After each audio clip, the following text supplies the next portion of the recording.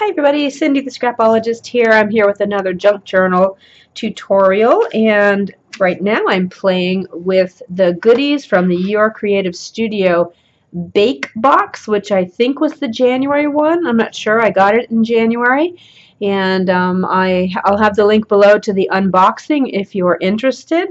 But it was vintage baking theme, and so what I'm playing with today is a project I've been trying to get to for a while, but I have my grandmother's recipe box.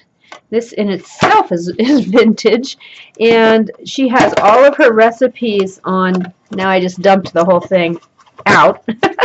She has all of her recipes on handwritten on these index cards. So I've been wanting for quite some time to start a journal with her, preserving her precious recipes. Grammy loved to bake, and so it's a fond memory I have of her, and I'm going to enjoy this. This box kind of prompted me to finally get around to doing this. So I'm going to make a page today with the goodies from the Your Creative Studio box and using one of these recipe cards from my grandmother.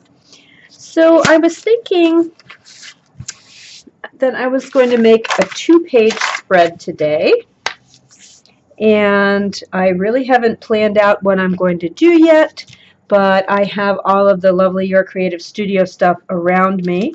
I just noticed when I was looking at these pieces of vellum and different pieces of scrap paper that came in the kit that they are the perfect size for an 8.5 by 11 sheet of paper. Look how perfect that is. And I think if I come across a bread recipe, although this is bread, I was thinking it would be nice to use this area here, cut around here, and then you can stick something under there. But this doesn't quite fit, so I'm not going to use this one. I do like this gal here. I like her very much. She kind of looks like a Norwegian grandmother, which my grandmother was not. She was Irish, but but still, that's a very sweet image, and I love how these are sized. I don't know if Amanda did that on purpose. I suspect she probably did. And it looks like these are ones that she designed. They're not made in China, so good job, Amanda, sizing that. So I think I'm going to use this.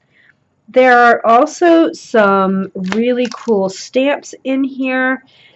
My grandmother's favorite thing to do was to bake, and she used to make these elaborate pies that were almost too sweet to eat.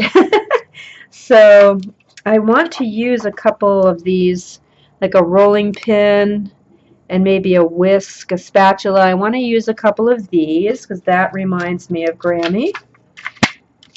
And of course this, probably the washi tape.